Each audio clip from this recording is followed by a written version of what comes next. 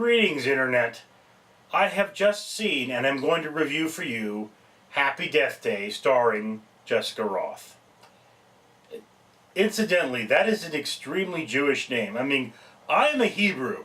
I know that at least one of my grandparents fled the Holocaust. Jessica Rothe is an extremely Jewish name. But I digress. Happy Death Day is Groundhog Day if it were a horror movie where the main character gets murdered. Okay? That's not a surprise. That's in the trailer. We know all about that, right? So, what can I say about this? As a horror movie, it is a whodunit. It is not a great whodunit, essentially because, as a horror movie, it lacks all the horror things. Like, the kills, they're somewhat bloody, but it's a PG-13 movie.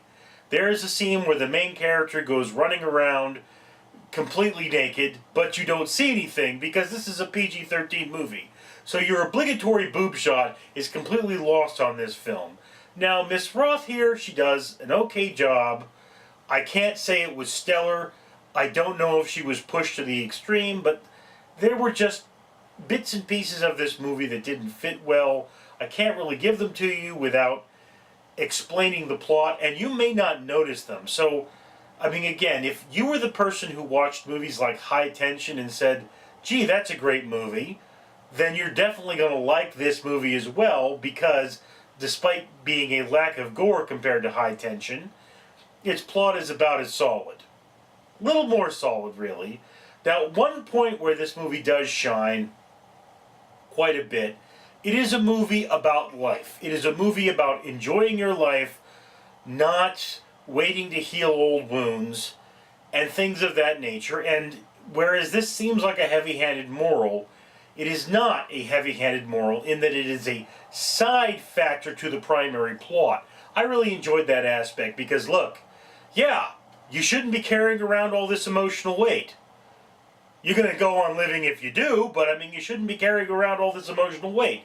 So love that. And then the second point where this really shines is in the makeup. Yes, that's right, I said the makeup. Look at the makeup for this film. You're going to notice that the main character looks dead in the beginning when she's alive. And as she begins to break out of the mentality she lived in, she begins to gain life.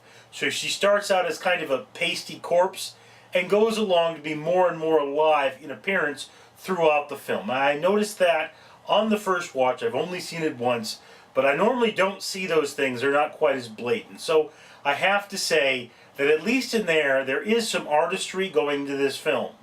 There are places, again, there are places where I'm almost feeling like, yes, okay, the movie was over, but you needed more, so you just added some more and went and retrofitted it so that that worked better. It's even possible that this was a student script and somebody went out and read it and said, okay, here you are. It's like, no, that's cliche, go back and fix it, which is a possibility as well.